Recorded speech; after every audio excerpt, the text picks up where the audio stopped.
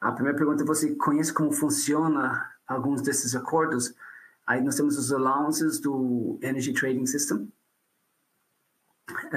Aí o segundo é Renewable Energy Certificates, ou seja, os RECs.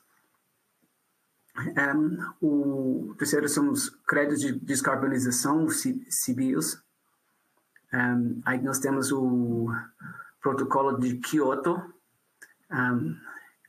que era o acordo sobre créditos de carbono, e aí tem o acordo de Paris sobre a redução de gases e o próprio tema de crédito de carbono.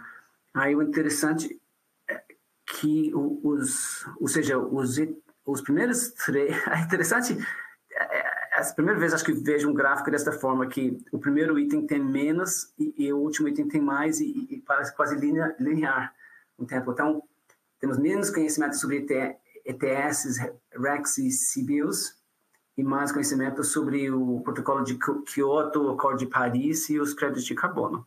Então, ou seja, aí nosso público hoje então já tem um conhecimento prévio de crédito de carbono. Então, legal, vamos no segundo. Aí, o que você acha sobre crédito de carbono? E aqui uma provocação para quem está nos assistindo. Então, a primeira opção é que não deveriam existir porque pressupõe que existe um direito de poluir.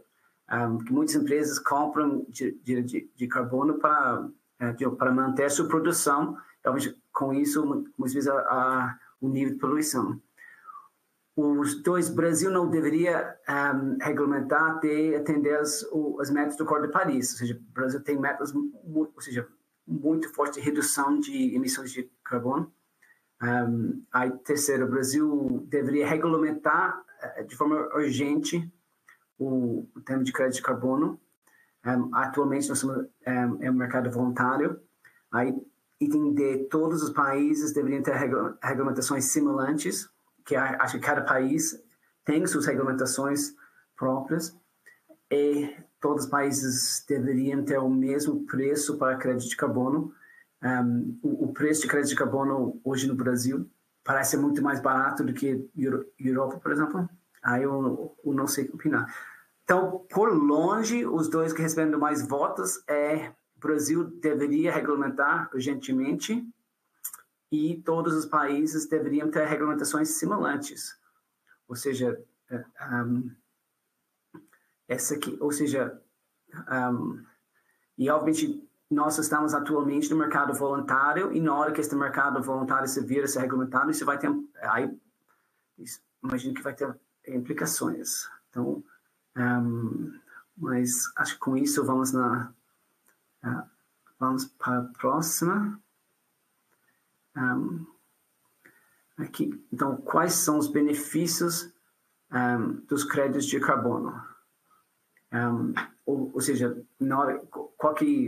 esse sistema de crédito de carbono, quais são os benefícios? Ou seja, redução de níveis de desmatamento, a conscientização e campanhas para estimular consumo consciente, a utilização de fontes de energia alternativas, a criação de políticas sustentáveis e a preservação ambiental, a promoção e estruturação da mobilidade urbana sustentável, a viabilização de projetos que reduzem emissões, contribuindo para o atingimento de metas climáticas. Nenhum dos itens anteriores, eu não sei. Nossa, ou seja, tem bastante voto para todos os primeiros 6 itens aqui, ou seja, redução de níveis de desmatamento, conscientização, campanhas, utilização de fontes de energia alternativas, criação de políticas sustentáveis, promoção de estruturação, mobilidade urbana, viabilização de projetos que reduzem emissões. Ou seja, ele tem impacto positivo, parece ter impacto positivo para muitas áreas, tá? Que é muito legal. Ou seja, parece que o conceito dos benefícios do programa de crédito de carbono tem vários benefícios a serem serem tomados.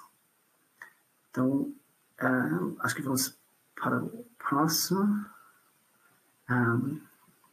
Agora, qual seria o impacto do mercado mandatório de créditos de carbono no Brasil. Então, como que a gente viu, muita gente acha que a gente deveria ter uma regulamentação do mercado de crédito de carbono no Brasil quanto antes. Então, vamos supor que vem o mercado mandatório regulamentado de crédito de carbono no Brasil. O que vai ser o impacto disso? Então, o primeiro item deveria ter regulamentado para atender ao Acordo de Paris, deveria ter algum tipo de regulamentação para redução de emissão de gases, seria um agente auxiliando na negociação internacional de crédito de carbono, seria um agente que auxiliaria na meta de net zero.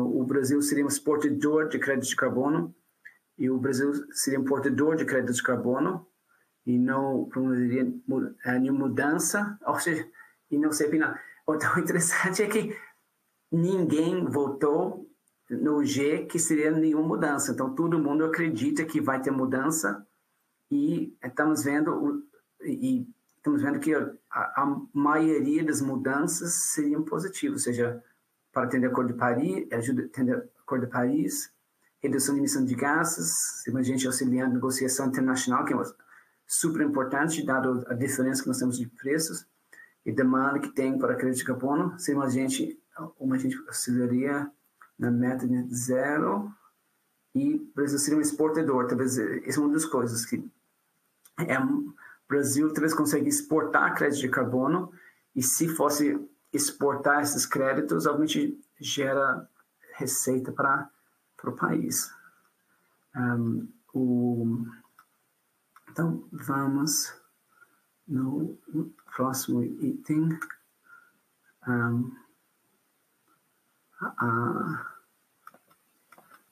Então,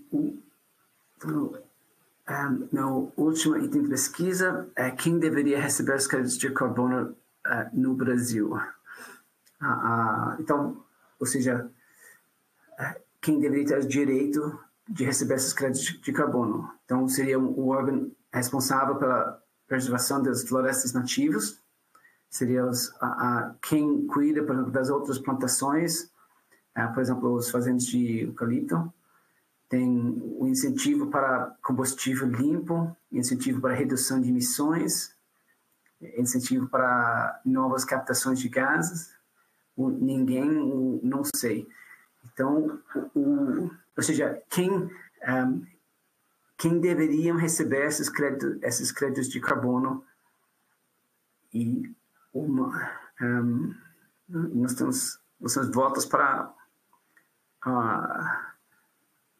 as primeiras 5 aqui, e o que tem mais voto para que seja um incentivo para a redução de emissões e também para o uso de combustível limpo e também novas captações além da preservação de florestas nativas. Ou seja, acho que já tem empresas que compram terreno até para preservar a floresta nativa, e aí o objetivo deles realmente é tomar crédito de carbono dado o fato que eles mantenham a floresta nativa. Então, legal. Então, acho que já temos bastante informação na pesquisa, e acho que com isso, eu acho que vamos passar para a Bruna. E a Bruna, algum comentário sobre nossa pesquisa? Algumas reflexões? Para começar? Então, foi bem interessante assistir os resultados aqui. Uma que agora dá para saber, né, que o pessoal já tem algum conhecimento sobre o tema, algumas pessoas, a primeira pergunta já mostra que algumas coisas que a gente vai tratar aqui vai elucidar conhecimentos para vocês.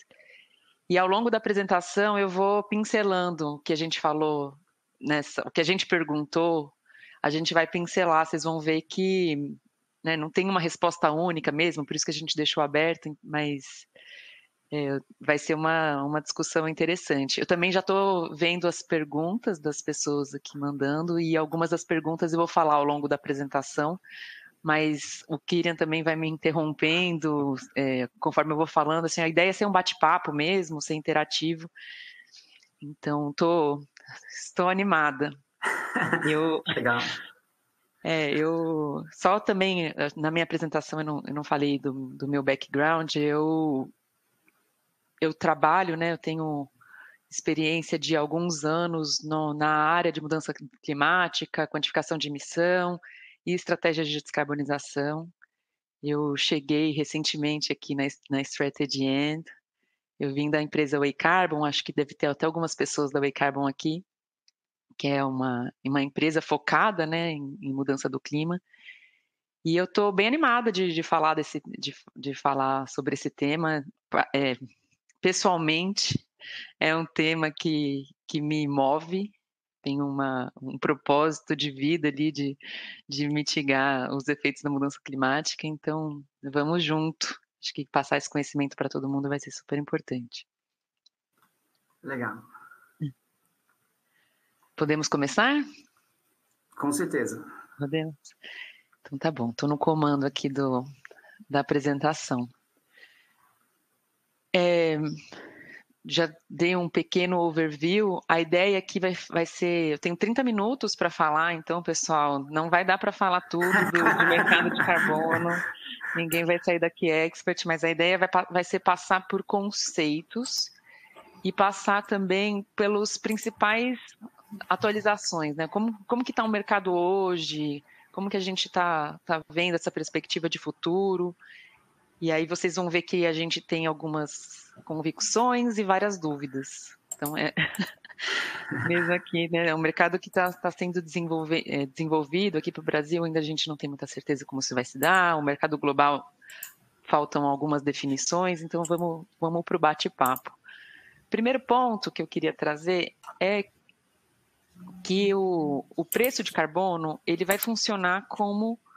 É necessário ter um preço de carbono para que a redução de emissão aconteça, né, para incentivar a redução de emissão. E aí a gente tem um estudo aqui que traz o quanto que o preço de carbono, né, qual que é o valor que o carbono teria que atingir para a gente chegar nas emissões líquidas zero em 2050, e a gente vê um gráfico, não sei se está pequeno para vocês enxergarem os números, acho que não. A gente chegaria em mais de $200 por tonelada para poder atingir esse net zero, né? Tá $250 por tonelada para atingir um net zero. Ou seja, então, o ponto é, na medida que as emissões vão reduzindo, vai custar cada vez mais caro para você ficar eliminando o que remanesce de emissões. Então, ou seja, para continuar no objetivo de eliminar emissões de gás com efeito estufa, teria que realmente aumentar esse preço que serve como um desincentivo para quem faz essas emissões. Perfeito. Quanto mais a gente reduz, mais difícil fica reduzir mais, né? Então, essa aqui é um pouco da lógica. Mas é um caminho que não... É um caminho que já começou a ser trilhado. Então, a gente entende que mais e mais lugares vão adotar o preço de carbono e a gente vai... esperamos conseguir ver o mercado global. Vou falar disso um pouquinho mais para frente. Mas esse aqui é só um pano de fundo para a gente entender o porquê que esse mercado é importante. E aí, já entrando nos mercados de carbono propriamente dito, antes de começar, é super importante definir esses dois tipos de mercado, que é o mercado regulado e o mercado voluntário. Esses dois mercados, eles existem, e aí eu vou dar exemplos para ficar claro aqui, né? O mercado regulado, assim, o nome já está dizendo tudo. Existe uma regulação que cria um ambiente de mercado. E a gente tem 32... Eu peguei esse número ontem no dashboard, Carbon Pricing Dashboard, eles estão sempre atualizados. A gente tem 32 mercados implementados hoje no mundo. E aí aqui eu trouxe exemplos, o mercado europeu é um dos mercados mais relevantes, mais antigos, com um preço também mais alto do carbono hoje, o mercado chinês, o mercado novo desde 2020, e o mercado da Califórnia. Aí percebam que o mercado europeu é um mercado entre países da Europa, então o mercado regional chinês é um nacional e da Califórnia é um subnacional. Então tem sistemas de mercado nacionais, subnacionais e regionais. E dentro do mercado regulado a gente também tem o mercado internacional. O mercado internacional, lá atrás, com o protocolo de Kyoto, 2005, foi ser regulamentado alguns anos depois, foi criado um sistema de mercado em que os países desenvolvidos tinham metas de redução de emissão e eles poderiam cumprir essas metas com a compra de créditos de carbono de países em desenvolvimento. E esse era um programa da ONU, né? O Brasil participou muito desse programa. E ele, em algum momento, não vou focar muito no mercado de Kyoto, ele entrou em decadência, né? Há alguns anos, em 2011, os preços de carbono desceram. Não vou aprofundar nos motivos, porque o que é importante é que agora, em 2015, nós tivemos um acordo de Paris, em que cada país estabeleceu as suas próprias metas, que a gente chama de NDC, que são as contribuições nacionalmente determinadas. E a partir dessa NDC, o Acordo de Paris também criou um ambiente, criou a diretriz para a criação de mercados de carbono, e a gente tem, dentro do Acordo de Paris também, o artigo 6, que busca regulamentar a troca desses créditos chama de créditos de carbono, né? No artigo 6 eles chamam de ITMOS, que é Transferência Internacional de Unidades de Mitigação entre Países. No ano passado, na COP do ano passado, algumas definições importantes foram feitas em relação ao artigo 6, o que nos leva a acreditar que vai ter um mercado internacional de carbono. Ainda faltam regras para serem definidas, e a gente espera que em novembro agora, na COP de 22 no Egito, a gente tenha mais essas regras que estão faltando também sejam definidas. Mas é isso, né? Temos várias definições, mas várias indefinições ainda sobre esse assunto.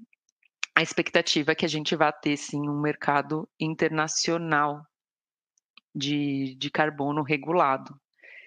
E agora vamos para o mercado voluntário. E aí o voluntário, né, o que a gente está falando, o nome também já está dizendo tudo. São empresas que voluntariamente assumem suas metas de redução de emissão e voluntariamente buscam créditos de carbono para poder se posicionar, enfim,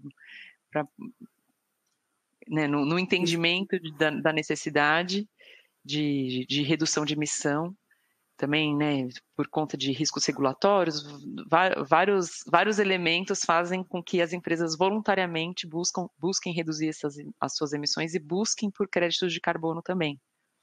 E isso, nesse ponto, no Brasil, atualmente, nós estamos na situação de mercado voluntário, que estamos vendo algumas empresas assumem compromissos, mas não está regulamentado este mercado por enquanto. Perfeito. Vou falar da situação do Brasil em breve, mas é isso mesmo. No Brasil, a gente ainda não tem um mercado regulado, temos uma vontade, projetos de lei, o decreto que saiu, temos acho que no Brasil já foi entendida a necessidade e inclusive a oportunidade que nós temos, mas nós ainda não temos esse mercado de carbono e esses créditos são comercializados num ambiente voluntário. Eu vou passar para o próximo. E Kirian, eu não tô vendo as perguntas das pessoas agora, que eu estou vendo a apresentação. Se você quiser me parar para fazer alguma pergunta, fica à vontade. Isso, acho que o Denise tinha feito uma pergunta sobre uma existência de mercados, do mercado de acordos internacionais, mas você já respondeu isso na explicação agora. E aí, mas vamos lá. Já que você perguntou, nós temos Paulo Roberto está perguntando, em função dos requerimentos de divulgação ESG, algumas empresas podem acabar gerando uma expectativa válida de declarar publicamente compromisso com a neutralização de gás de emissão de carbono. E com isso, uma obrigação não formalizada, obrigação construtiva, deveria ser reconhecida pergunta, o qual específico deveria ser essa expectativa válida se existe o risco de destruição do valor para as empresas detentoras dos créditos, e se existe o risco de destruição do valor para as empresas detentoras de créditos de carbono. Talvez, primeiro que as empresas que definem metas, o importante é que a empresa determina metas para o período específico. Então, nós estamos em 2022. Então, se alguém me fala... A gente estava até discutindo isso com o Bruno ontem. Temos várias empresas que têm definido, tipo, nós temos uma meta para chegar no net zero em 2050, mas o que eles não têm uma meta para este ano. Então, em tese, eles podem decidir não fazer... Talvez imaginam que não podem fazer nada até o último ano, que no último ano fazem grande obra e resolver tudo. Então, fica... enquanto a gente viu que na prática, se você quer chegar a redução, normalmente não é uma redução linear. Normalmente, o que a gente tem visto na prática, que são a redução percentual por ano, que gera uma redução muito mais forte nos primeiros anos. Mas essa aqui é uma das discussões que está tendo. Mas talvez o ponto é na criação da regulamentação no Brasil, e isso que vai fazer muita diferença em termos do valor dos créditos de carbono. Tem outro aqui de Caroline Gentil. Eu queria complementar aqui.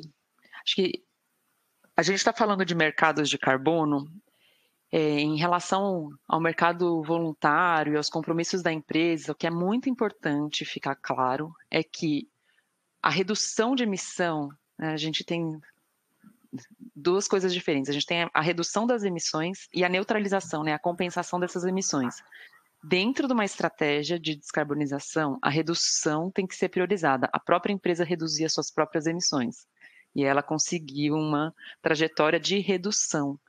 E essa compra de crédito de carbono, ela vem num segundo plano, além de conseguir reduzir as minhas próprias emissões, eu também estou aqui comprando esses créditos de carbono e vou conseguir atingir o carbono neutro, vou conseguir, enfim, chegar à neutralidade em 2050 e monto uma estratégia e uma meta de compensação de emissões também. Então, dentro do mercado de voluntário, é importante entender que tem essas duas diferenças, né? É importante reduzir as emissões, né? Dentro do mercado olhar, né? Se uma empresa que não está fazendo nada, só compra crédito de carbono, ela provavelmente está num risco ali de greenwashing, ser bastante questionada sobre esse ponto. Só para que eu fiquei com a impressão, em algumas perguntas aqui, que o crédito de carbono seria a descarbonização da própria empresa. E são duas frentes diferentes. A gente precisa reduzir as emissões e o mercado de carbono ele vai funcionar como um motor ali de redução de emissão para várias empresas e como um posicionamento das empresas que estão comprando esses créditos no mercado voluntário, né? Legal. Nós temos bastante perguntas já. Tem outras perguntas de Caroline Gentil perguntando se PwC acredita no crescimento do mercado de carbono. Com certeza, inclusive, já tem vários materiais sobre PwC sobre o crescimento dessa matéria. E também ela pergunta se podemos contar com a presença mais engajada de políticas públicas para estimular a produção e compra desses créditos.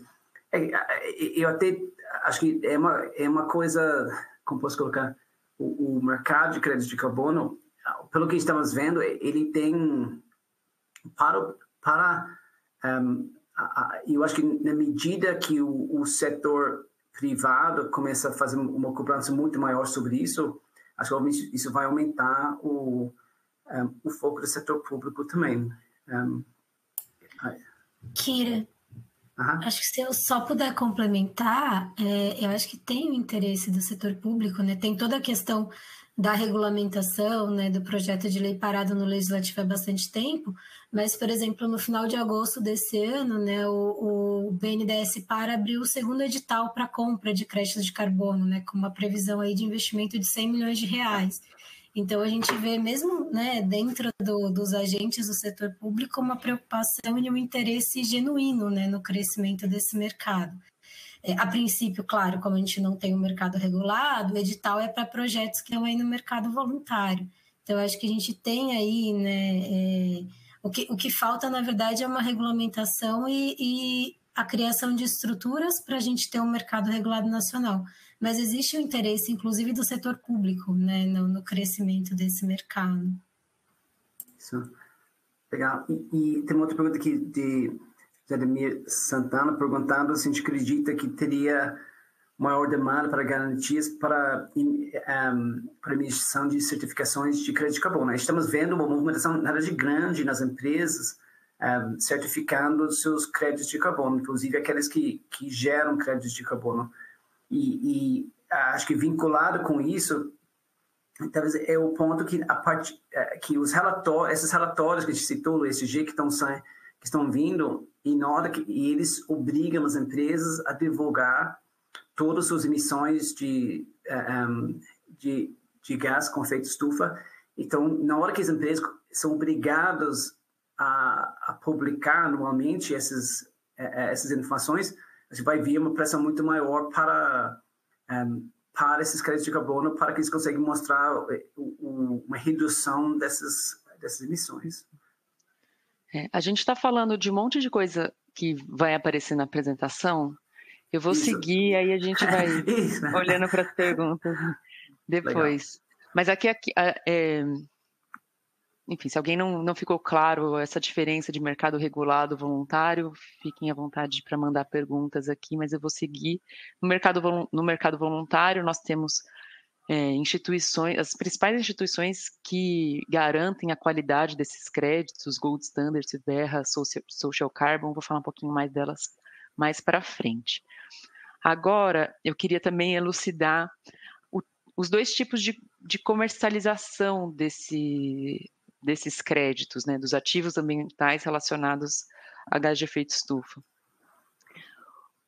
O primeiro, aqui a gente está falando do direito de emissão. Esse direito de emissão, ele acontece dentro de um mercado regulado. Eu tenho uma jurisdição, pode ser nacional, subnacional, pode ser regional, que estabelece um limite de emissões que pode acontecer para um setor específico, só o setor de energia. Enfim, normalmente os mercados regulados definem os setores, definem as regras para poder dizer quais empresas vão estar dentro desse mercado. Elas vão ter um limite de emissão. Quem consegue emitir a menos vai conseguir, com essa emissão a menos, vai conseguir gerar esses direitos de emissão. Para quem emitiu a mais, comprar. Então, esses direitos de emissão são comercializados de quem conseguiu uma redução menor para quem tem um excesso de emissões. Essa que é a lógica, e esse direito de emissão também representa, cada direito de emissão é uma tonelada de CO2 equivalente reduzida, que não foi emitida por uma certa empresa. Então, essa aqui é a primeira lógica dos allowances que a gente fala. Eu trouxe uma tradução para o allowance como direito, o direito de emissão. E aí o segundo ponto, que é o crédito de carbono, esse é o modelo mais utilizado dentro do mercado voluntário, mas o mercado regulado também poderia estabelecer que offsets são válidos. Tem mercado regulado que aceita, tem mercado regulado que não aceita offset. Então, dentro dessa lógica aqui, o que acontece? Eu tenho uma empresa que conseguiu também reduzir a emissão, ora porque ela tem energia renovável, tem vários tipos, vou falar um pouco mais para frente desse ponto. Ou tem um projeto florestal, enfim, ela tem um projeto de redução de emissão. Com esse projeto de redução de emissão, ela registra esse projeto, tem um processo, né? Essas instituições que eu falei no slide anterior, né? Gold Standard, VERRA, eles têm, né, uma publicação de diversas metodologias que precisam ser seguidas. Então, o projeto ele precisa seguir uma metodologia específica, ele precisa ser validado, precisa ser monitorado. Não vou entrar em detalhes, né, sobre todo esse processo, é um processo extenso, mas esse processo ele garante a qualidade do crédito e que, de fato, uma tonelada foi reduzida, que o projeto ele precisava desses créditos de carbono adicional, tem uma série de detalhes que entram aqui dentro dessa caixinha do registro, validação, monitoramento, e assim é gerado um crédito de carbono. A empresa que gerou o crédito de carbono vende para quem tem essas metas voluntárias para compensação, né, voluntárias, e pode ser um offset regulado também, para compensação de emissões. Então, tentando trazer aqui de uma maneira muito simplificada, essas seriam as maneiras de comercialização das emissões. E avançando, eu trouxe aqui uma lógica, né? Como a gente tem o mercado regulado, o mercado internacional e o mercado voluntário, como essas coisas podem coexistir? Primeiro ponto que eu quero deixar muito claro aqui, que não as regras de como que vai coexistir ainda não estão todas estabelecidas. Essa figura também é uma interpretação de um estudo do ICC, que, enfim, eu achei muito boa, trouxe para cá. Opa, acho que pulou aqui o slide, vamos voltar para o slide certo. Então, qual que seria a lógica? Eu tenho, né, lembrando que esse mercado internacional ainda não existe, né? Então, essa seria uma lógica do que a gente espera que vai acontecer no futuro. Hoje eu tenho o mercado voluntário e eu tenho os mercados regionais, os ETS. Dentro, né, dos ETS, alguns mercados regulados podem aceitar esses offsets do mercado voluntário. Então, tem uma setinha para cá. Né, a partir do momento que a gente espera que vá acontecer, né, que o artigo 6 vai ser regulamentado, a gente vai ter um mercado internacional. O mercado internacional, como que funciona? Eu tenho as metas, cada país tem a sua meta, a sua NDC, e espera-se que seja prioridade do país, né, do país atingir essas metas. Então, esses países vão precisar estabelecer as regras do quanto que eles vão, né? Como que eles vão acomodar os mercados nacionais deles dentro da regra do artigo de Paris, porque o artigo 6 de Paris, ele vai permitir que os governos, um país que, por exemplo, tenha, é mais caro reduzir a emissão no país A do que no país B. E aí, assim, dá para até usar, né? O Brasil ele vai ter um custo de redução de emissão mais baixo do que outros países. Então, o Brasil ele vai poder vender as suas, né, transacionar aquilo que a gente chama de ritmo, para outros países também poderem atingir as suas metas. Mas o que é importante? O Brasil precisa atingir as metas, né? A gente precisa atingir a nossa NDC primeiro. E a gente vai vender o excedente do atingimento da nossa meta. Isso, talvez e Bruno, talvez uma das coisas que fiquei preocupado sobre esse modelo é que quando você fala NDC, acho que é Nationally Defined Contribution, que é o Determined Contribution. Isso, contribution. E o ponto é, mas pelo que foi definido pelo próprio Brasil vai fazer essa redução, se não me engano, de 43% até 2025, 50% de redução até 2030, ou seja, essa aqui é a régua que o próprio Brasil definiu para suas emissões. Então, tentando seguir a lógica desse potencial acordo, ou seja, se o Brasil não atender essas metas, será que o Brasil precisa comprar créditos porque ela determinou metas muito agressivas e aí, se ela não conseguir atender, ela não consegue ser aquela exportadora de créditos que era esperado, que pela pesquisa a gente viu que muita gente iria esperar. Esse é um dos assuntos mais polêmicos desse artigo 6, porque como cada país define a sua própria meta, os países estão definindo o tamanho da ambição e a gente até entende que a ambição que foi definida pelos países não é suficiente para limitar o aquecimento global em 1,5 graus. Então, a gente já começa atrás, né? Já sabemos que essas definições não são suficientes, a gente já parte daí. Aqui eu acho que a gente está num ponto de incerteza mesmo. A gente tem estudos dizendo que o Brasil seria exportador de créditos, de fato, dentro desse contexto do mercado global, mas a gente está escorregando nesse momento com a redução de emissão, inclusive, porque para a gente o combate ao desmatamento seria o principal elemento para o atingimento das metas, e a gente está vendo que estamos escorregando nesse ponto.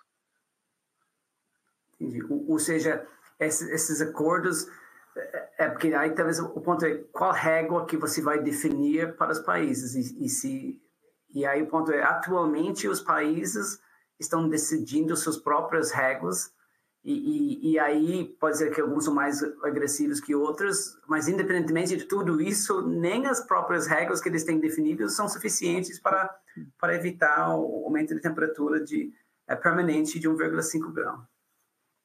Então, realmente, ou seja, tem muito atrás desse modelo que você está nos mostrando aqui.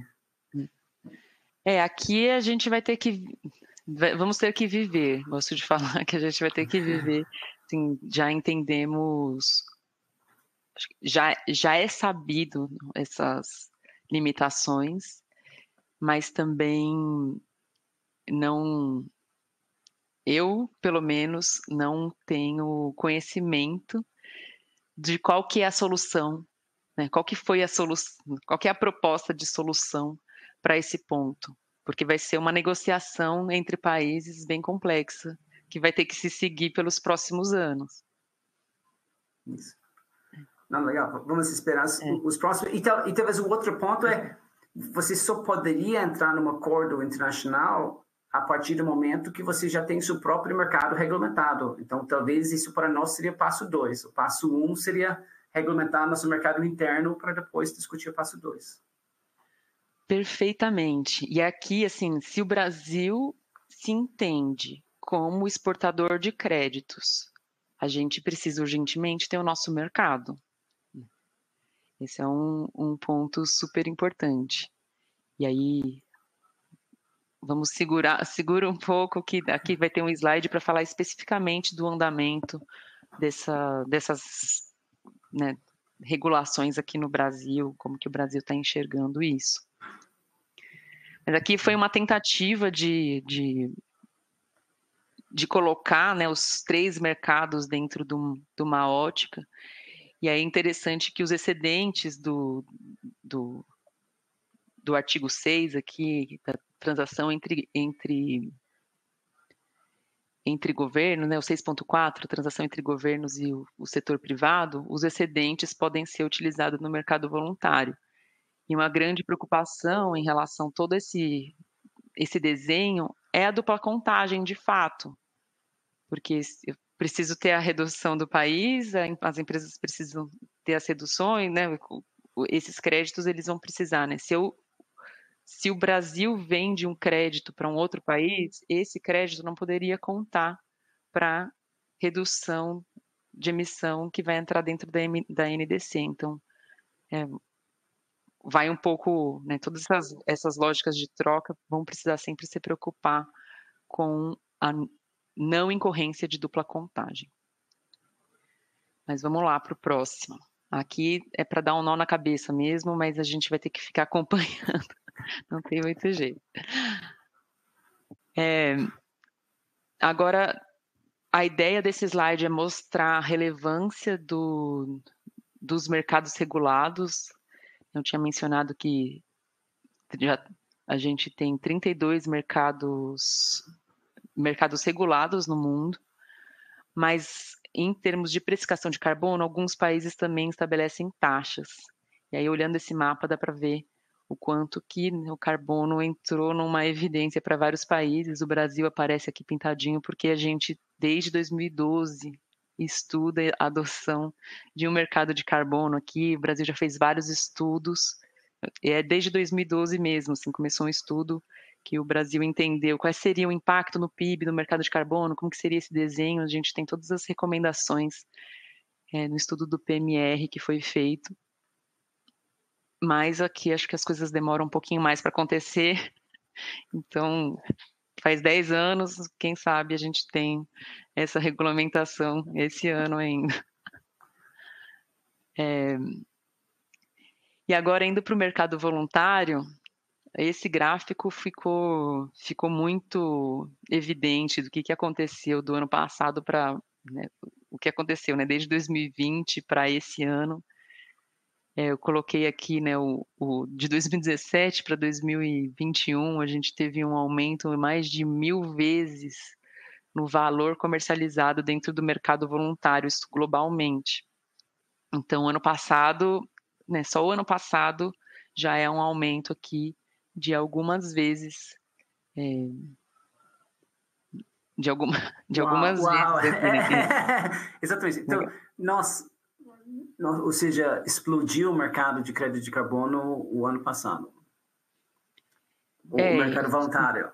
O mercado voluntário. Olhando aqui, né, para o tamanho do mercado regulado, o mercado regulado ainda é muito maior em valor movimentado do que o mercado voluntário. Mas é uma crescente expressiva que a gente assistiu em termos de os valores dos créditos comercializados e o volume de créditos. Isso. E se não me engano, nós, PwC, nós assumimos um compromisso para zerar a emissão de gás com efeito estufa até 2030 e talvez a gente mesmo foi parte desse impacto do mercado voluntário, que nós fizemos um compromisso voluntário e aí, já que é uma obrigação de várias entidades ao redor do mundo, acho que várias tiveram que comprar créditos para atender essa meta. Mas eu fico pensando, se para nós, que nós somos uma empresa que presta serviço, isso era um desafio grande, eu fico imaginando as demais empresas que vão ter um desafio maior. Com certeza. Acho que desenhar os roadmaps, né, são de descarbonização, quais são os projetos de descarbonização e ter um plano em relação a isso é super necessário, né, para todas as empresas hoje em dia, né? O que a gente vai fazer em cada ano, quanto que isso vai custar, quanto que eu preciso comprar de crédito de carbono, ou seja, os desenvolvimentos desses planos são muito importantes, até porque aqui, né, as empresas elas podem enxergar isso não só como um custo, né, mas as empresas olharem para si e tentarem entender aonde que elas têm oportunidade também. Vai ter muita oportunidade para vários setores, vários mercados de conseguir entrar dentro do mercado de carbono e aproveitar, né? Assim, se o Brasil vai ser exportador de crédito de carbono, né, onde que nossas empresas vão entrar dentro dessa lógica. Legal. E o próximo slide era só para mostrar os tipos de crédito de carbono que existem. Então, a gente tem vários tipos. Eu posso ter um crédito de carbono relacionado à preservação, né, ao não desmatamento, ou à recuperação de áreas degradadas, reflorestamento. Posso ter créditos de carbono relacionados à eficiência, agricultura, substituição de combustíveis, redução de emissões fugitivas, redução de emissão de gases industriais, e por aí, transporte, por aí vai. E aí aqui eu trouxe só, né, para cada um dos programas, como que esses créditos se distribuem. O VCS hoje é o principal programa, né, tem a principal, assim, tem uma porcentagem maior do mercado em termos de créditos comercializados, mas os outros que estou mostrando aqui também são relevantes. E aqui também queria trazer que a gente tem um novo programa, que é o GCC, um programa do Golfo, que voltou a aceitar projetos de energia renovável, um registro, né, tanto o VERRA, quanto, né, o VCS, quanto o CDM, já não aceitavam mais projetos de energia renovável, mas esse programa, no entendimento de que lá no Golfo, a energia renovável ainda é super necessária, né, para a transição energética deles, esse novo programa surgiu e já tem, se eu não me engano, são 38 projetos brasileiros na fila para registro desses projetos. Eu acho que alguns projetos já foram registrados, são poucos, tem mais de 1.000 projetos na fila, desses 1.000 projetos, 38 são brasileiros. Então, é um programa interessante para a gente ficar de olho, enfim, para as empresas entenderem se tem alguma oportunidade também. E aí, agora, aterrissando no Brasil, o Brasil, aqui é um dado de 2020, o Brasil representou ali quase 5% no mercado voluntário total, com uma perspectiva de aumento, né? Que tem as emissões de crédito por região. A Ásia ocupa o principal, né? Principal ranking aqui nas emissões de crédito de carbono. A América Latina está com 17%. Dentro desse 17% da América Latina, o Brasil tem 5%. Então, é um dado interessante, acho que a nossa relevância vai aumentar. E aqui a gente tem que o Brasil ele tem potencial de gerar mais de 80 milhões de créditos até em 2030. Então, por isso que a gente enxerga o Brasil como um exportador de créditos. Mas essa aqui seria no mercado voluntário, porque, ou seja, a gente pode ser grande no mercado voluntário do jeito que a coisa está hoje. É isso. Não está muito claro como que vão ser as regras desse mercado regulado e como que a gente vai estabelecer as regras dentro do mercado internacional. Mas o potencial existe. Mesmo né, para quem gerar os créditos de carbono, a oportunidade existe de qualquer maneira. Legal. E aí eu acho que eu já estourei meu tempo aqui, né? Faltam 2 slides. Desculpa, eu nem sei que hora que eu comecei. Mas assim, rapidamente, faltam 2 slides. Um é só para mostrar que a gente tem um projeto de lei em tramitação que em algum momento do ano passado, a gente realmente esperava que isso fosse ser aprovado no ano passado, antes da COP, não aconteceu. E como a Marina mencionou, ele está parado lá no Congresso, teve algumas movimentações, mas nada muito conclusivo. Mas é importante também, não está nesse slide, mas eu queria, enfim, quem quiser anotar para saber mais, em maio desse ano, saiu um decreto, que a gente chama de Decreto do Mercado de Carbono, é o decreto 11075, e esse decreto, ele busca criar as bases para o mercado de carbono. Principais pontos do decreto, ele solicitou a elaboração de planos setoriais, então cada setor precisa mandar seus planos setoriais para o atingimento da meta net zero. Eu trabalhei muito perto do setor químico, junto com né, com a associação da indústria química, enfim, os setores estão se mexendo para a elaboração desses planos setoriais. Os setores têm 180 dias para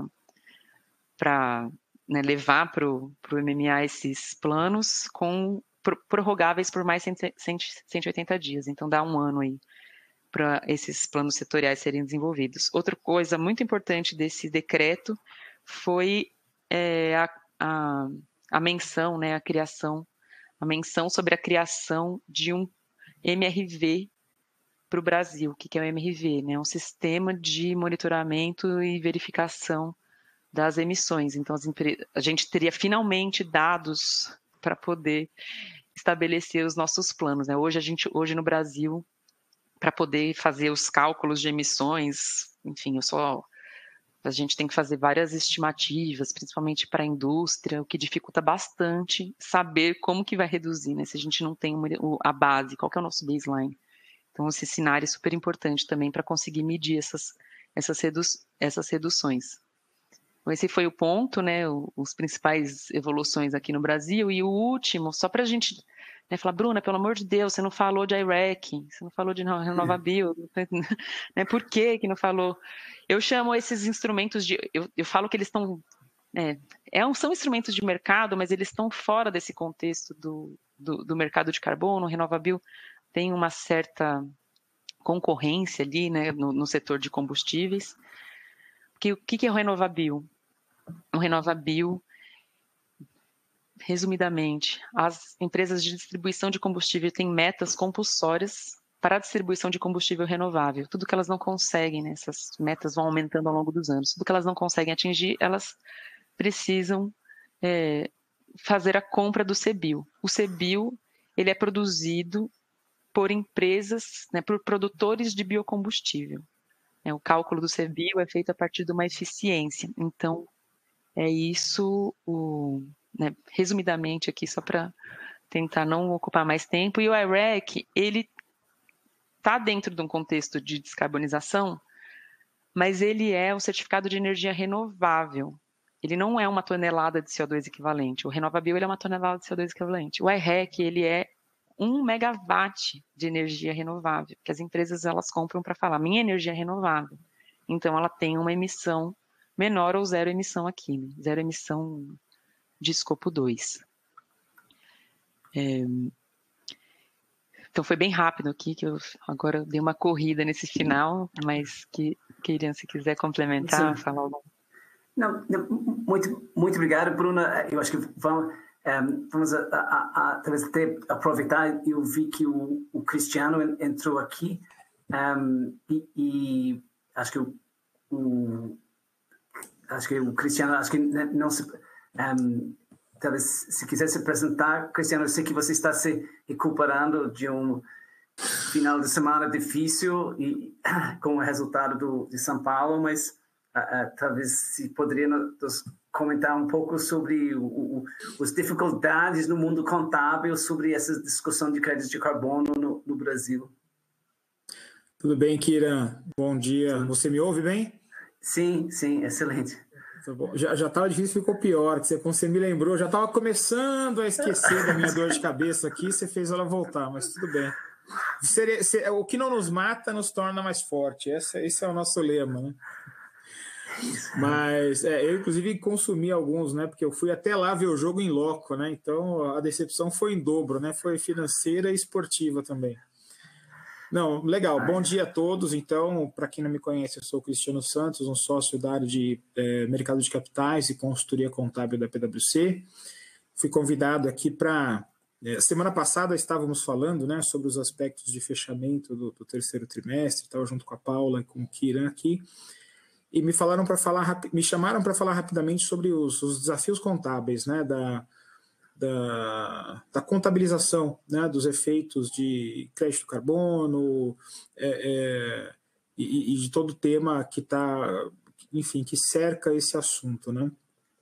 Eu acho que talvez o grande desafio hoje é que não haja uma orientação clara, né, acerca de como tratar contabilmente. Anteriormente a gente tinha o IFRIC 3, né, uma interpretação que foi revogada pelo IASB, né?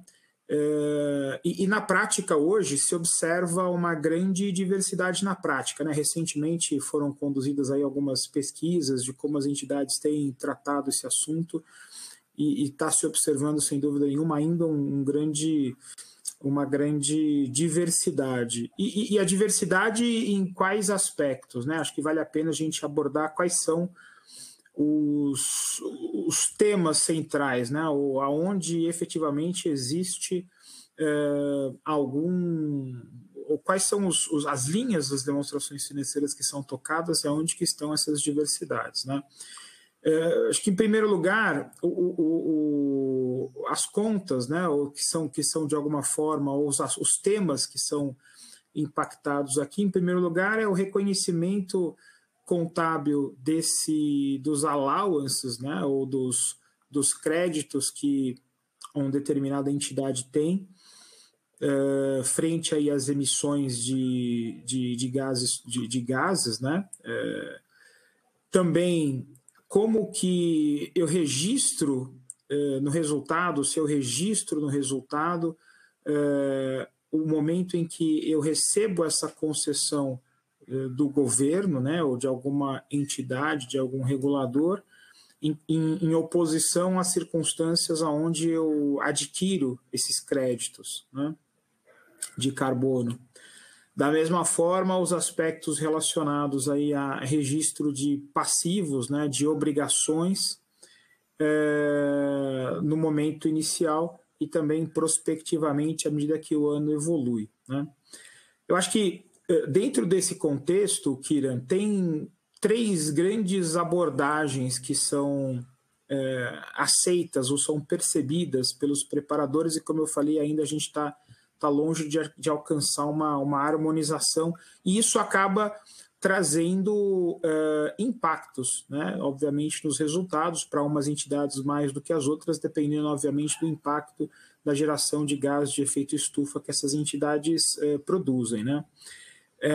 O primeiro talvez seja o Full Market Value Approach, né, que é o approach que ele emula os conceitos do IFRIC 3, que a despeito de não estar mais efetivo, né, ainda pode ser usado como uma proxy, né, e os outros que são baseados na abordagem do custo de liquidação desses efeitos, né? Que aí ele se subdividiria em reconhecimento, pensando aí no valor inicial de mercado desses créditos ou nos seus valores nominais, né? Vamos tentar falar um pouco sobre eles. Eu não sei, eu tinha 10 minutos aqui, estou tentando andar aqui por esse caminho, porque eu já vi que vocês estão correndo aqui com a apresentação, antes vocês me puxem pelo gancho. Eu sei que tem uma agenda pela frente ainda, né?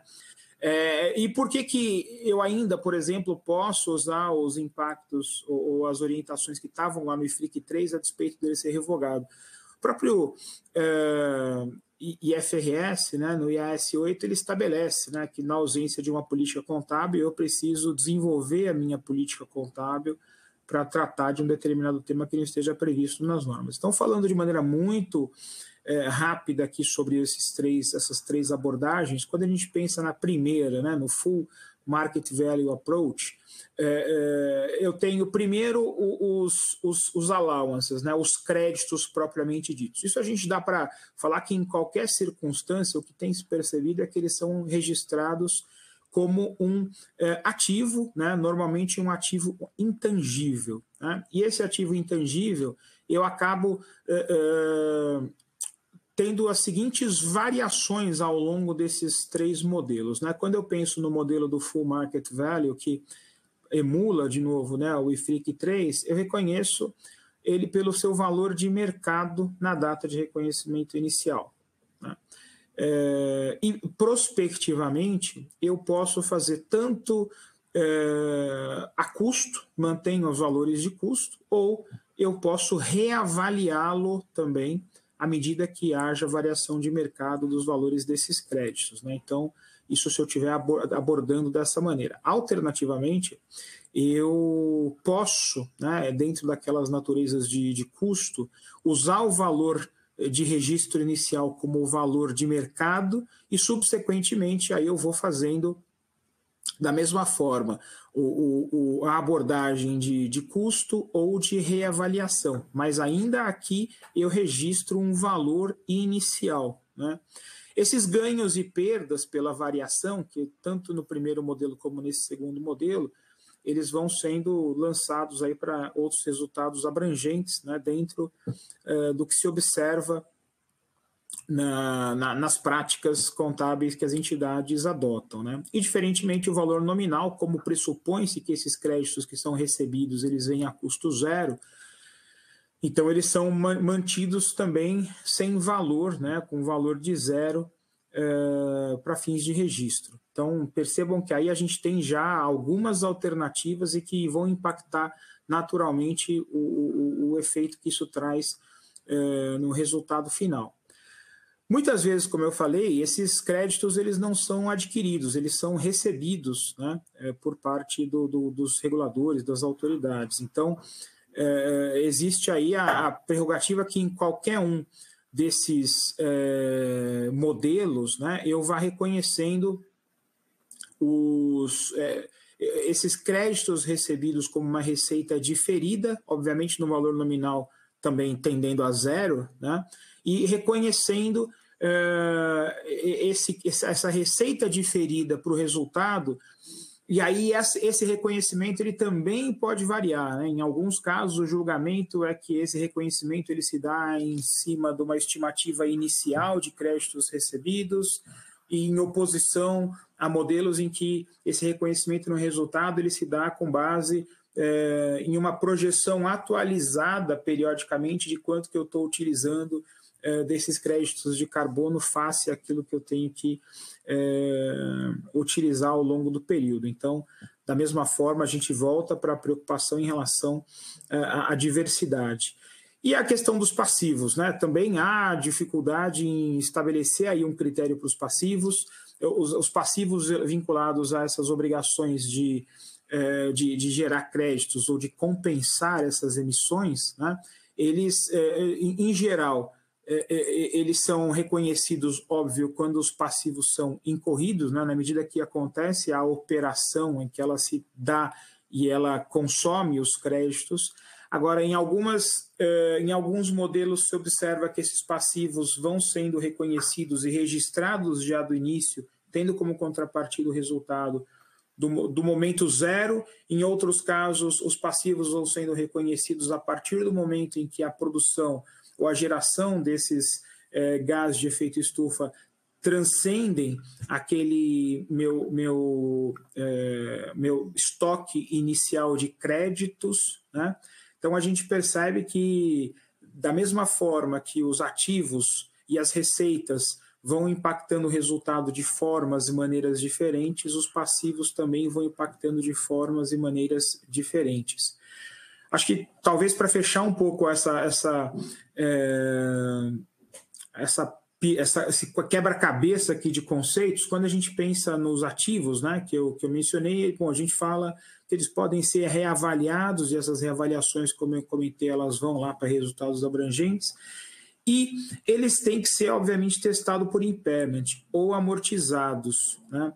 Só que, normalmente, não se observa a amortização, né? Porque, em geral, o valor residual dos créditos final do período que se estabelece como uma vida útil, para ele não varia muito. Então, acaba que eu tenho os ativos que eu testo por impairment lá na frente. Esse é um dos temas que o IASB tem recebido algum tipo de provocação para se posicionar, enfim, para tentar desenvolver. Isso está efetivamente na agenda, mas hoje, quando a gente observa, né, como eu falei inicialmente nessas pesquisas que são feitas, tanto a PwC tem uma pesquisa, o próprio IASB fez aí uma tomada, a diversidade na prática é grande e certamente acho que esse é o maior desafio, Kira. Te devolvo aí a palavra, tentei ser o mais breve possível aqui. Não, legal, muito obrigado, Cristiano. Ou seja, pelo jeito tem muitos desafios no mundo contábil para definir o tratamento desses créditos, talvez devido à própria diversidade em definição dos próprios mercados voluntário e regulado e também dos acordos que estamos vendo. Então, talvez ou seja, tem bastante diversidade no tipo de créditos nos mercados e na regulamentação sobre isso.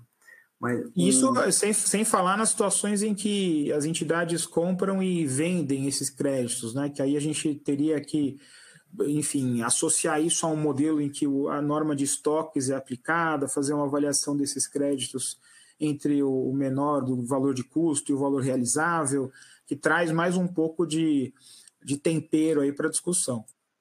Legal. Muito obrigado, Cristiano. E agora acho que vamos falar com Melissa.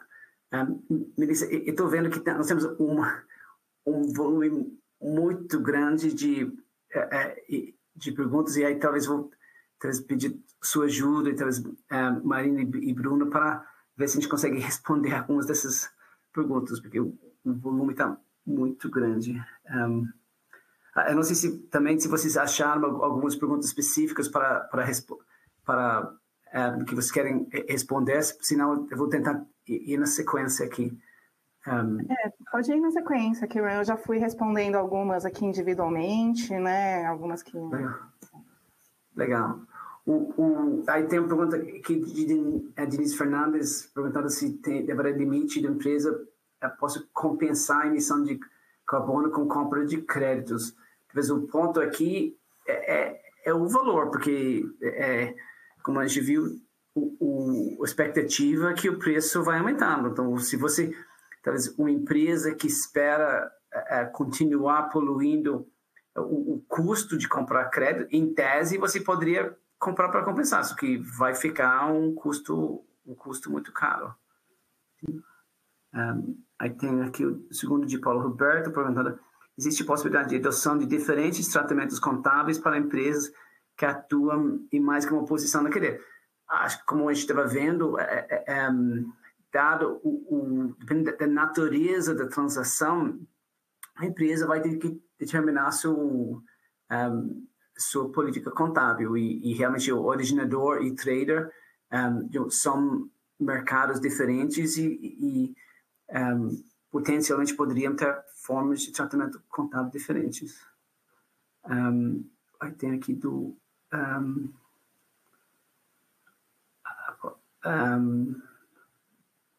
aí tem aqui, Paulo Roberto, de novo, qual a importância do modelo de negócio para a definição do tratamento contábil.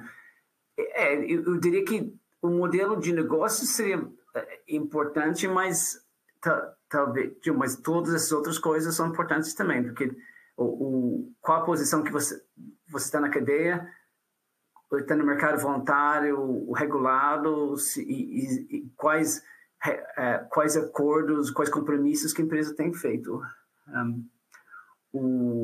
Aí tem outro aqui, o comentário de Marcelo Lopes Filho, comentando que o mercado de cargo e sua avaliação de consequências diretas e indiretas geram impactos tributários na atividade econômica de uma empresa, o Estado, o município, etc.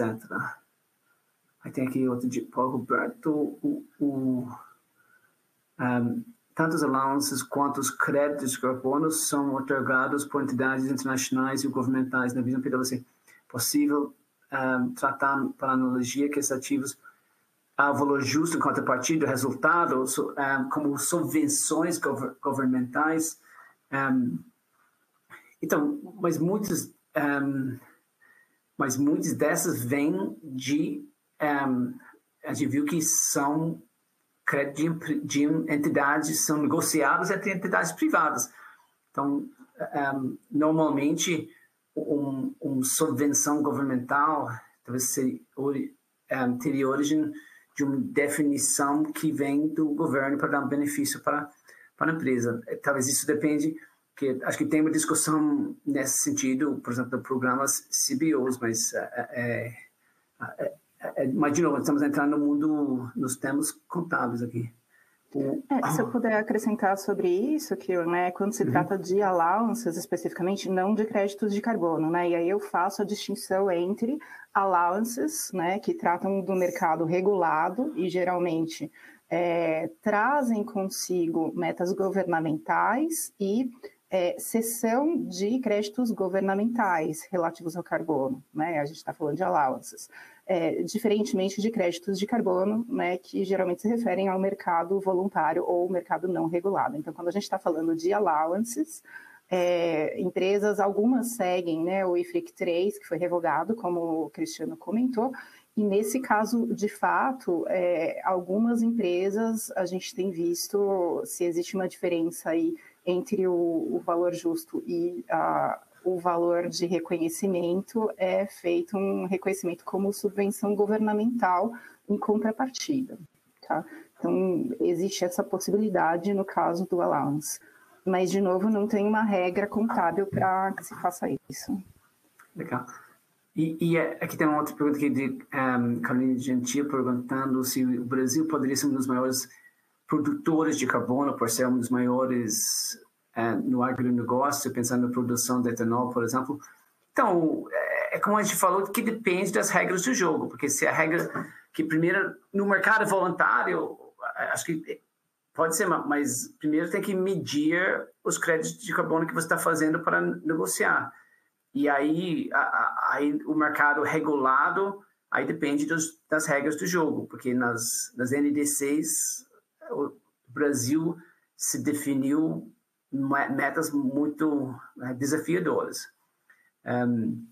E aí, se eu puder acrescentar nesse sentido, que, né, para controle das emissões mundiais, o IPCC, que é o International Panel on Climate Change, ou o painel internacional de mudanças climáticas, que está relacionado à ONU, elencou de fato 7 atividades internacionais com grande potencial de geração de créditos de carbono, dentre as quais 2 delas estão diretamente relacionadas a isso que foi perguntado, ou seja, agricultura e florestas. Então, em teoria, sim, o Brasil teria um grande potencial aí de geração de créditos de carbono, seja no mercado voluntário ou no mercado regulado. O ponto é que isso ainda não tem uma legislação específica no país.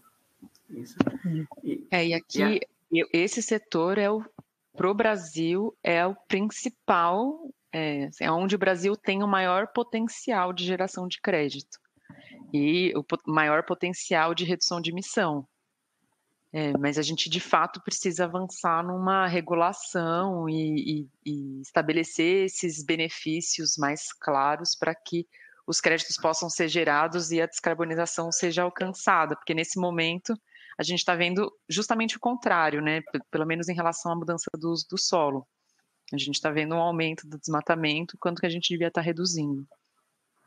E a própria meta do Brasil, né, a própria NDC considera, né, a redução do desmatamento como responsável aí por boa parte do atingimento dessa meta, né? Então, tanto a redução do desmatamento, né, quanto questões ligadas à utilização de biocombustíveis, etc., né, são aí vamos dizer assim, incentivo a energias renováveis são os pilares da NDC brasileira, né? Mas o que acontece é que, na prática, na verdade, a teoria tem sido outra, né? A gente tem visto um movimento contrário, principalmente no que diz respeito à questão da redução do desmatamento legal. Legal. Tem um outro ponto aqui de Marcelo Lopes Filho perguntando se a crise energética na Europa e Inglaterra com a Rússia poderia impactar o preço do mercado de carbono.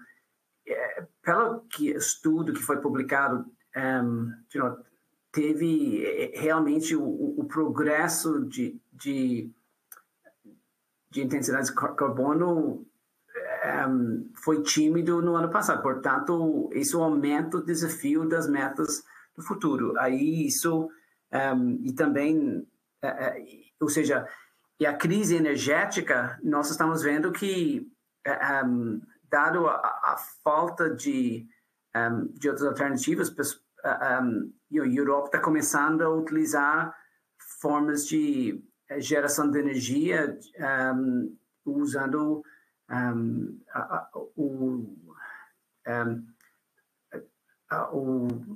geradores, usando gás, óleo, e que não é realmente que não foi planejado, e realmente isso pode, e aí eles precisam compensar isso, que eles têm as metas e aí talvez aumenta mais o preço corrido para para o mercado de carbono. Paulo Roberto aqui está perguntando, nesse contexto de neutralização de emissões de gases poluentes, foram criados alguns certificados relacionados com geração de energia através de fontes renováveis, ou chamamos RECs e RECs. Na visão de vocês, são aplicáveis os requisitos do FEC 15 na determinação das obrigações de performance em contratos com clientes que prevêem uma venda de energia dos certificados. Eu acho que essas RECs e RECs acho que já tem, e eu acho que eles já têm ou seja, já tem políticas de contabilização disso. As empresas já têm isso e já tem definição de várias empresas de como que eles estão fazendo. Aí a Marcelo Lopes Filho perguntando a crise energética não, isso foi antes. Aí tem aqui Diego Bernardes Martins perguntando o preço de carbono seria um incentivador para que as empresas possam realizar investimentos para redução de carbono? Sim, entendo ser muito importante esta remuneração para as empresas conseguirem realizar, visto os impactos resultantes das companhias. Isso, acho que todo o objetivo do mercado dos créditos de carbono realmente é incentivar, ou seja, criar um incentivo para a redução. Aí tem aqui Alain Amorim perguntando a publicação das expectativas, metas, deve haver um racional auditado, certo? Entendo que poderia gerar uma falsa expectativa no investidor. Então, quando você fala as expectativas, metas, realizado, porque acho que nós temos duas coisas. A primeira é as emissões, e aí está vindo esses relatórios dos reguladores, tanto do SEC, do SECB e o IFRAG, que vão requerer uma divulgação das emissões. Aí você tem, aí vai depender dos reguladores locais se eles vão requerer que esses relatórios sejam auditados. E aí, além disso, você tem o mercado de créditos, que atualmente é voluntário, mas aí você tem as certificadores dos créditos. Eu não sei se alguém quer comentar sobre isso, sobre a verificação da qualidade dos créditos de carbono no mercado voluntário. Aqui, no mercado voluntário, todos os créditos que são registrados dentro daqueles programas que eu citei, eles passam por um processo, existe uma metodologia, né, que é pública, inclusive, todas as metodologias de redução de emissão estão públicas e a gente consegue encontrar no site desses programas. E é obrigatório passar por auditoria. Então, uma vez que eu faço um projeto, né, escrevo esse projeto e ele está dentro de todos os requisitos, ele passa por uma auditoria, né, é um processo, né, que a gente chama, eu escrevo a metodologia, passo por uma validação e depois, para poder gerar o crédito, eu preciso monitorar esse projeto para entender, né, o quanto que realmente ele reduziu de emissão. E esse monitoramento também passa por auditoria. Então, é até um ponto de crítica, porque acaba que é caro gerar um crédito de carbono, todo esse processo. E para eu poder gerar esse crédito de carbono, eu preciso ter um projeto que tenha escala e eu preciso ter um preço de carbono que faça sentido, né? Hoje a gente já está vendo que essas contas estão fechando, mas é um processo complexo que o crédito de carbono passa. E aí depois, no uso do crédito de carbono, né, quando uma empresa compra, esses créditos eles também são aposentados para garantir que, eu acho que teve alguma pergunta de dupla contagem, não sei se eu vi isso, mas eles são aposentados e dentro do próprio site do programa aparece, né? Eu tenho uma transparência em relação aos créditos que já foram utilizados e que estão aposentados. Assim, tem uma certa... já tem uma certa lógica, mas é claro que se a gente for caminhar para um mercado internacional, acho que essa transparência, né, essa garantia da não dupla contagem vai precisar ser regulada. A gente espera que a ONU, né, que faça isso, né, o UNFCCC, que seja o órgão que vá olhar para esses créditos dentro do artigo 6, mas dentro do, né, a transparência. Hoje o que eu falo é que a transparência em relação a todas as informações é o mais importante para você mitigar riscos reputacionais em relação à marca da empresa que está comprando, vendendo e comprando esses créditos, né? Ser transparente é super importante. E aí, acho que só complementando, porque ela falou da questão de metas também, né? Você tem auditoria sobre as metas de redução que as empresas estão divulgando. Na verdade, não existe um processo de auditoria dessas metas, né? Mas existe uma iniciativa, né, para que as empresas assumam metas baseadas em ciência, né? Que é o SBTi.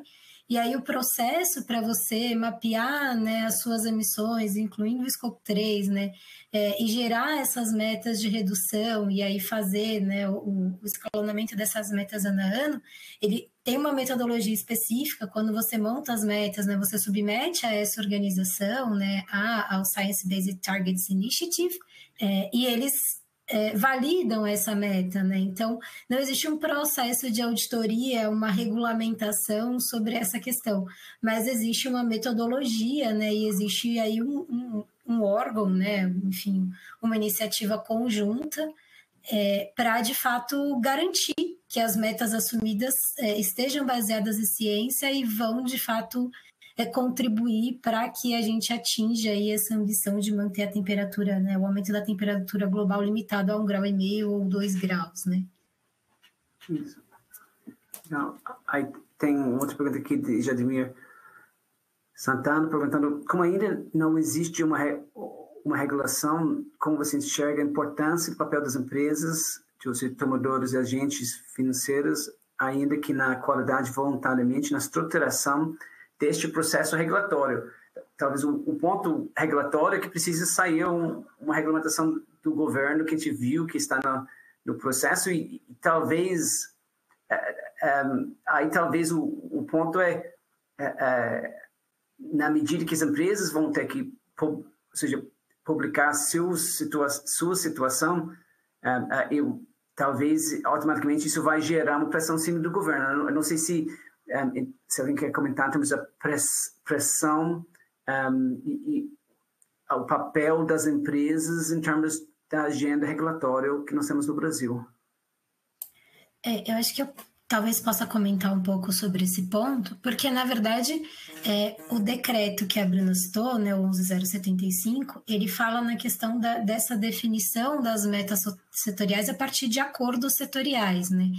Então, de alguma maneira, o que se tem até agora é um decreto que chama as empresas a essa responsabilidade, né? Então, a intenção é que a gente tenha aí acordos setoriais e que cada setor defina as suas metas de redução, os seus limites, né, de emissões, dentro, né, espera-se daquilo que é necessário para que o Brasil atinja a sua NDC. Então, existe um chamado aí do setor público, né, para que o setor privado se engaje e, de fato, trabalhe nesses acordos setoriais para, inclusive, ajudar a colocar, né, o mercado brasileiro de carbono de pé. Isso, por um lado, é bom, né, porque você traz as empresas ali para discussão, mas, por outro lado, tem uma questão que preocupa um pouco, né, que a gente o decreto não prevê nenhuma sanção, né, caso as empresas, né, os setores não cheguem, né, não concluam o acordo setorial nesse prazo de 180 dias, prorrogáveis por mais 180, né? E aí o risco é que a gente caia aí numa situação parecida com o que aconteceu com a Política Nacional de Resíduos Sólidos, né, em que a gente ainda tem acordos setoriais que não foram fechados até agora. Então, tem... no meu ponto de vista, né, existe um chamado, né, do poder público para a participação da iniciativa privada no processo de construção desse mercado, mas, por outro lado, a gente tem alguns riscos associados a isso, porque a experiência internacional, na verdade, nos mostra que essas definições, né, tanto dos allowances, né, quanto da regulamentação e da estrutura do mercado, elas vêm do governo, né? Então elas são definidas pelo governo com base nas suas metas de redução e repassadas aí para os diversos setores da economia. Legal. Tem uma pergunta interessante aqui de Aline Amorim perguntando se pode tomar crédito para período retroativo. Então, tem uma fazenda, eu sou dono dessa fazenda faz 100 anos e agora eu chamo o pessoal para medir os créditos de carbono. Será que posso dizer, então eu quero registrar e valorizar e vender esses créditos dos últimos 100 anos? Aqui os programas, eles trazem um período de tempo. Se não me engano, o VCS ele dá 2 anos. Depois de 2 anos que o projeto iniciou, você ainda pode registrar esse projeto. Passado disso, não. O MDL era um pouco mais restritivo.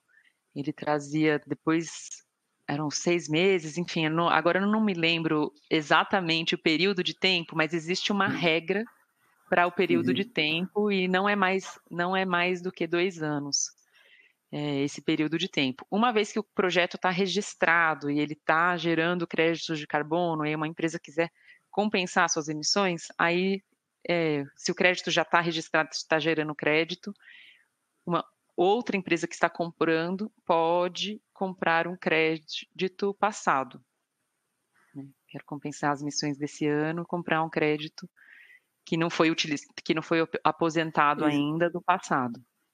Entendi. Mas o período é curto, então, isso não vai ser, não vou conseguir passar 5 anos atrás, 10 anos atrás para ficar... E de qualquer forma, isso é uma transitória, então, na hora que você entra, obviamente todo mundo vai querer usar créditos todo ano, então, ou seja, infelizmente, a gente não vai conseguir usar todo esse histórico que nós temos. Mas o importante é que, para quem está pensando em gerar crédito de carbono, é que esse crédito de carbono seja considerado na concepção do projeto, para o registro ser feito na concepção do projeto, para não perder os prazos, porque se esperar muito, você pode perder a chance de conseguir registrar esse projeto. E aí tem aqui como a difusão, pergunta de Vitor Amaral Jaques, perguntando como a difusão e criação e regulamentação do Brasil, o quão preparadas estão as empresas para medir o carbono emitido? Existe uma preocupação com a fidelidade dos dados expostos a respeito dessa medição? Acho que como foi colocado atualmente, talvez, acho que, Bruno, você comentou na requerimento para ter uma medição, uma régua de medição das emissões e aí a padronização da forma de medição. Isso vai ser importante para fins de isso ser controlado no futuro. Bom, no mesmo decreto que estabelece a criação de planos setoriais, a gente também tem o estabelecimento de um programa de monitoramento. Hoje, para as empresas, já existe uma metodologia de contabilização das emissões corporativas e as empresas, enfim, muitas empresas já seguem as contabilizações das emissões diretas. Para muitas empresas já faz parte do dia a dia contabilizar o que a gente chama as emissões diretas, escopo 1 e 2, que é o escopo 1 direta, e o escopo 2 são as emissões do uso de eletricidade. O escopo 3 ainda as empresas estão engatinhando. A maior parte das empresas estão engatinhando, entendendo como fazer essa contabilização. Mas assim, a metodologia de contabilização é bem estabelecida, existe processo de auditoria. Aqui no Brasil, os auditores precisam, né, a PwC inclusive é uma dessas empresas, mas precisam estar acreditados pela... Nossa, fugiu o nome agora, pelo Inmetro. Pelo Inmetro. Então, a contabilização está bem estabelecida. O problema é que aqui as empresas fazem, né, não existe uma obrigação de reporte. Então, muitas empresas fazem voluntariamente seus inventários, mas isso está dentro da lógica da descarbonização de cada empresa, e o Brasil precisa unificar isso. Então, o Sirene, que né, o decreto está trazendo, é uma maneira da gente ter a medida das nossas emissões mais bem estabelecida, né? E conseguir medir essa redução de emissão no futuro. E até uma questão de transparência, né? Porque hoje a gente tem um registro público de emissões, né? Que é, enfim, que parte das empresas adere voluntariamente, mas o Sirene é até por se tornar uma obrigação, né? E as empresas terem que registrar suas emissões e as reduções também, dá uma transparência e permite que as partes interessadas vão acompanhando, né? De fato, os processos, né? As reduções das emissões, os projetos, etc. Então, isso contribui também até para evitar o tal do greenwash, né? Que você comentou antes. Legal. E tem uma pergunta aqui de Paulo de Almeida, perguntando sobre qual que é o valor de uma tonelada de carbono. E talvez, comentando isso, e por que tem tanta diferença de preço dentro do Brasil para a Europa, por exemplo, nesse sentido? Bom. O valor da... Pode falar. Desculpa, Bruna, você ia falar? Pode falar. Não, o valor da tonelada de carbono, na verdade, vai depender do mercado que você está falando e do tipo de projeto, né? Mas com relação ao preço, acho que na Europa o preço é maior do que, né, no Brasil. Primeiro porque você tem uma meta, né? Então, a União Europeia já assumiu um compromisso, né? Então, a União Europeia tem um compromisso de reduzir 55% das emissões até 2030, né, comparado com os níveis de 1990. E aí, isso gera uma pressão maior, né? Então, a gente entra de novo naquela lógica, né, de que a intenção é que você tenha o crédito, né, mais caro para que as empresas sejam estimuladas a investir, né, em projetos para redução de emissões, de fato. E aí, dentro do mercado europeu também, a gente tem uma alta dos preços recentes, né, em função desse compromisso, mas também em função da questão da guerra da Ucrânia, né, então, acho que você já até comentou essa questão. Mas o preço, na verdade, do carbono no mercado voluntário varia também de acordo com o tipo de projeto, né. Então, se com o tipo de projeto, né, ele ser certificado, se você tem algum benefício social associado àquele crédito de carbono, né, então... isso faz com que o preço da tonelada de carbono varie um pouco.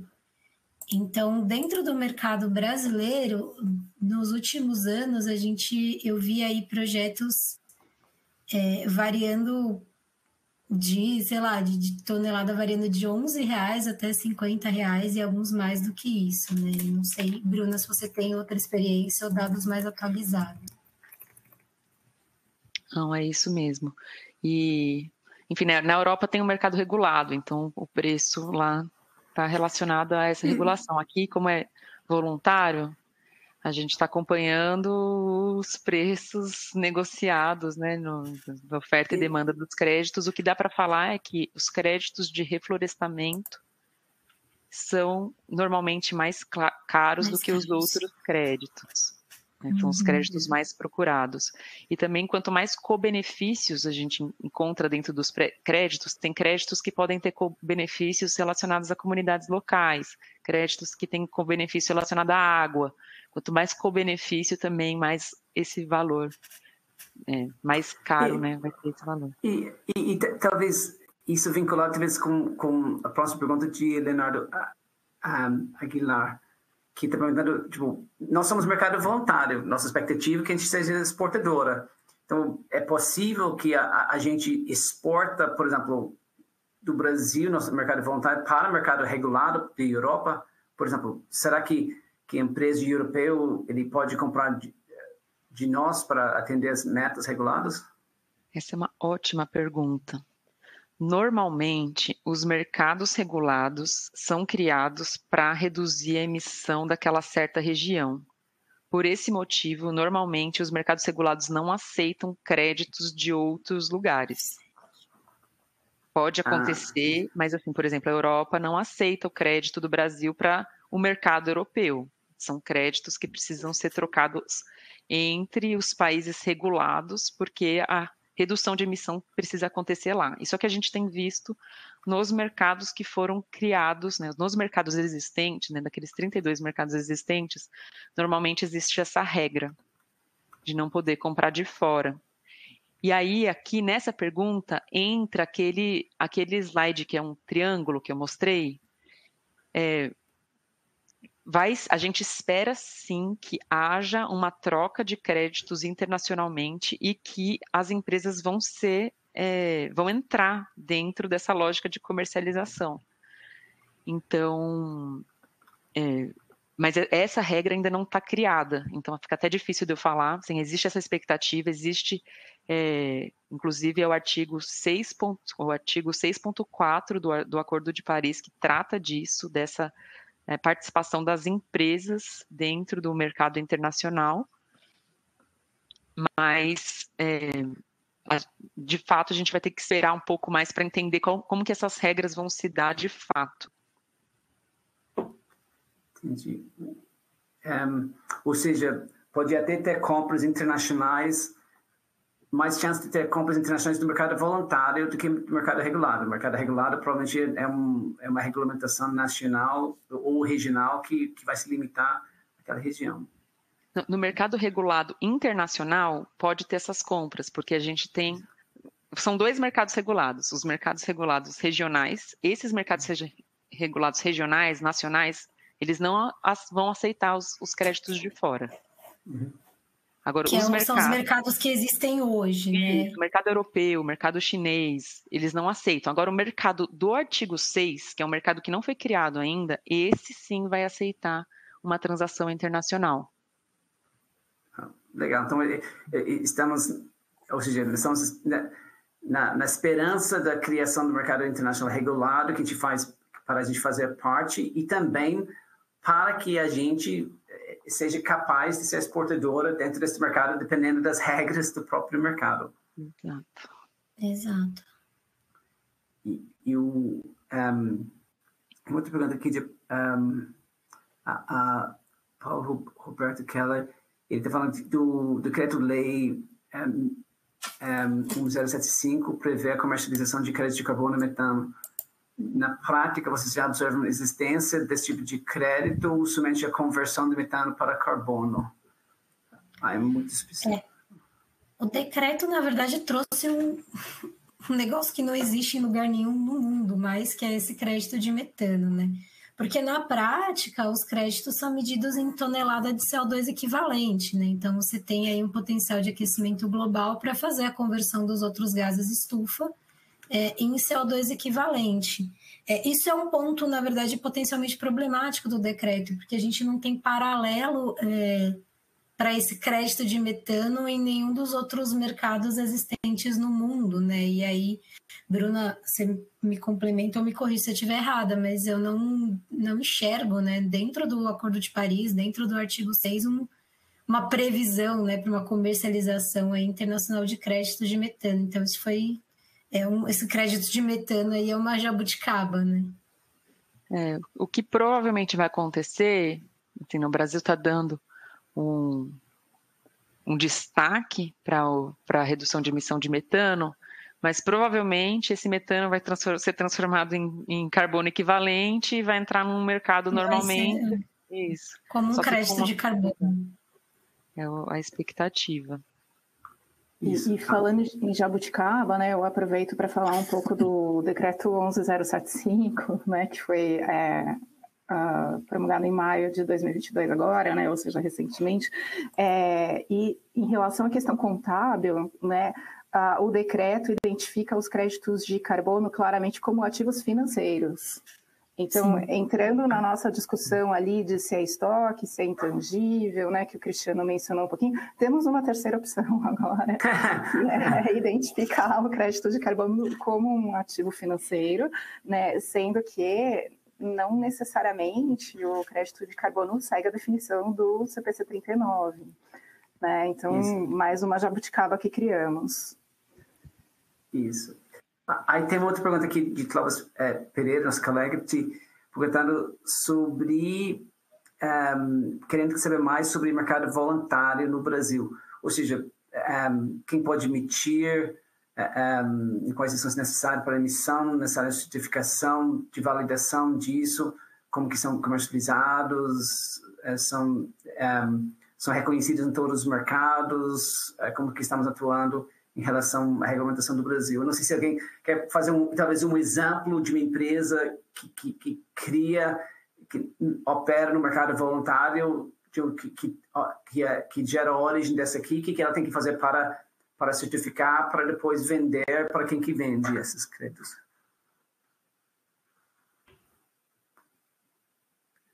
Estou falando mudo. Perfeito, vou entrar aqui nessa questão. Aqui, quem pode emitir? Qualquer empresa que tenha um projeto de redução de emissão pode entrar nesse mercado, desde que eu vou falar, exista uma metodologia, que exista uma base técnica dessa redução de emissão. Então, precisa existir uma metodologia. Se a metodologia não existe, na verdade, essa metodologia pode ser escrita, né? Eu tenho um projeto que não existe metodologia ainda, posso escrever, mas ela precisa ter uma base técnica da redução de emissão. Outro ponto, esse projeto precisa ser adicional. O crédito de carbono, ele só é emitido se eu consigo comprovar de que o crédito ele é necessário para viabilizar o projeto, seja financeiramente. Existe uma barreira financeira aqui e o crédito de carbono me ajuda a superar essa barreira financeira. Existe uma barreira política e o crédito de carbono me ajuda a superar a barreira política. Então, tenho que comprovar que o crédito de carbono ajuda a viabilização do projeto, que a gente chama de adicionalidade. Então, se eu tenho um projeto que tecnicamente reduz a emissão, ele é adicional, eu posso gerar crédito de carbono. Mas aí eu vou para uma terceira ponto, né? Eu posso ter um projeto que é tecnicamente, né, que tem metodologia, que é adicional, mas ele também precisa ter escala, porque se ele não tiver escala, não vai valer a pena. Você vai gastar mais dinheiro certificando, montando a metodologia, do que você vai conseguir recuperar na venda de crédito de carbono. Então, eu gosto de trazer esses 3 elementos. Então, que dentro desses pontos posso gerar crédito de carbono. Depois, a comercialização hoje, ela chamo de boutique, mas tem algumas empresas querendo tirar dessa boutique, mas a comercialização são feitas por algumas empresas que estão trabalhando com isso. Hoje até fica difícil saber quanto que é o preço de crédito de carbono. Você tem que ir para várias dessas empresas, entender os projetos e vai receber cotação de preços diferentes. Seria mais interessante se fosse negociado em bolsa, alguma coisa nesse sentido, mas hoje não é. Então, eu chamo que até a comercialização é feita em boutique. Tinha mais nessa pergunta que eu perdi aqui. Isso, estou tentando... porque, ou seja, de onde que vem essa demanda? Talvez porque acho que as demandas parece que está vindo dessas empresas e comprometeram com net zero, reduções. Então, quem são os compradores nesse mercado? E aí hoje a demanda no Brasil é uma demanda voluntária, de fato. Então, tem empresas falando de, por exemplo, produtos carbono neutro. Todas as emissões do ciclo de vida do produto, eu compro o crédito de carbono, eu tenho esse produto carbono neutro. Eu tenho empresas que se posicionaram que o escopo, que as emissões diretas vão ser 100% compensadas. Então, as empresas estão voluntariamente aderindo. Só que a gente viu o que aconteceu no mercado voluntário, o que aconteceu de 2020 para 2021. Foi uma explosão de procura por conta dessa necessidade, né, de posicionamento das empresas, né, enxergaram uma necessidade, enxergaram um valor em compensar e mostrar esse posicionamento. Então, hoje no Brasil, é uma questão bem de posicionamento e mitigação de risco, algumas empresas posicionando produtos, por exemplo, algumas empresas posicionando produtos, mas a gente espera que em breve esses próprios créditos de carbono entrem numa lógica regulada. A expectativa, né? Então, quem estiver gerando créditos vai provavelmente sair na frente. Legal. Eu acho que nós estamos chegando no final do nosso tempo aqui. Talvez eu vou pedir para todo mundo, se tiver algum comentário final para fazer referente esse mundo de crédito de carbono que a gente encontra. Talvez, Melissa, você possa iniciar com você. Você tem algum comentário final sobre esse mundo de crédito de carbono e o que a gente espera no futuro? Sim, posso falar que obrigada. Agradeço novamente, né, pelo convite, pela participação e agradeço ao público que ficou conosco nessa manhã. Basicamente, o que eu tenho a falar sobre créditos de carbono para as empresas é que elas trabalhem neste momento com cautela. É um assunto complexo, tanto do ponto de vista contábil quanto do ponto de vista jurídico. É um assunto que está ainda sendo regulamentado, né? E por isso toda essa insegurança jurídica. Então, quando a Bruna comenta que a negociação de créditos de carbono hoje é feita por boutiques, né? Uma grande parte dessas negociações são contratos privados de longo prazo que trazem uma determinada insegurança jurídica neste momento, dada a ausência do marco regulatório, né? O que a gente espera é que esse marco regulatório seja aprovado em breve, e aí que esse mercado tenha, de fato, condições de apresentar um crescimento expressivo aqui no Brasil. Então, as empresas precisam acompanhar o assunto, dada a relevância da pauta climática nos modelos hoje colocados, né, tanto contábeis quanto em termos de estratégia mesmo. É um assunto relevante, é um assunto que está em Constituição e que deve crescer bastante para frente. A gente fica à disposição para qualquer dúvida. Muito obrigada, é isso.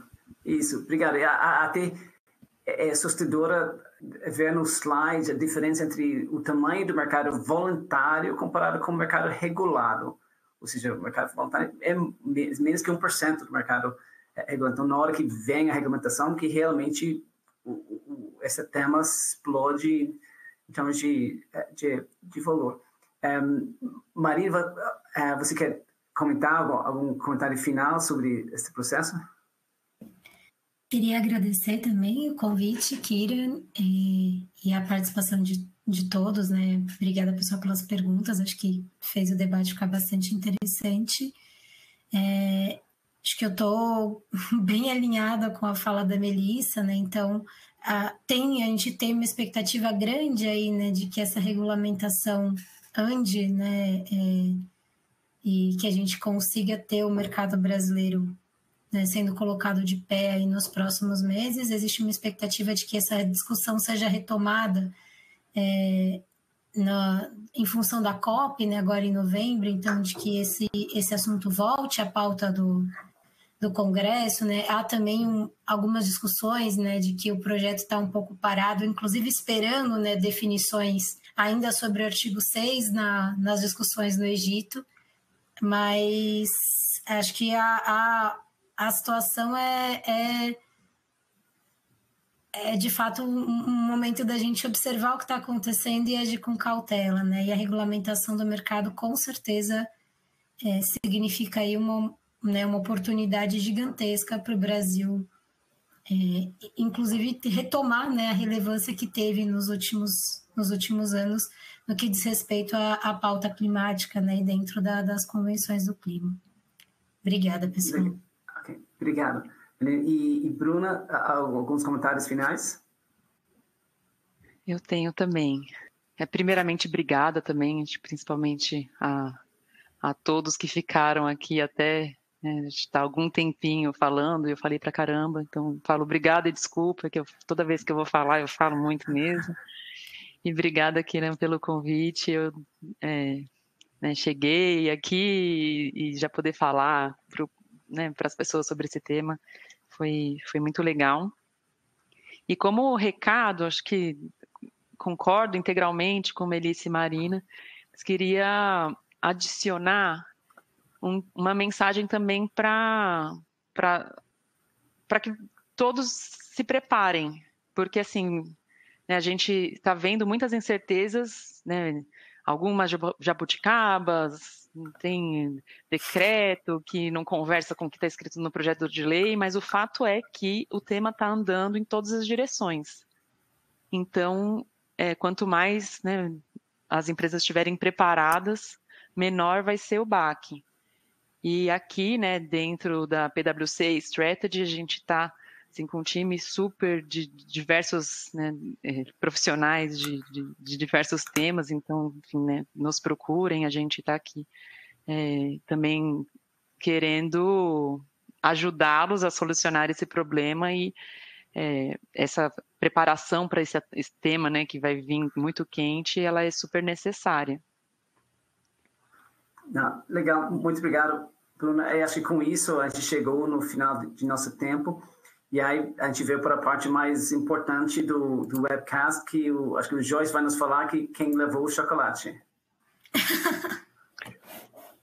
Obrigado, Kyrian. Agradeço a participação de todas e de todos. Esperamos que tenha sido uma experiência boa para todo mundo. Hoje, quem ganhou foi o senhor Paulo Roberto Keller, de Santa Catarina. Agradeço e peço para aguardar um contato nosso. Parabéns. Legal. Muito obrigado, Roberto. E acho que com isso, acho que a gente vai rodar. Agora, terminou o nosso webcast o tempo normal e agora nós temos o requerimento para fins de quem quer pontuar para fins do CRC, que nós temos a prova no final. Acho que a gente vai rodar o vídeo aqui, só para marcar o início.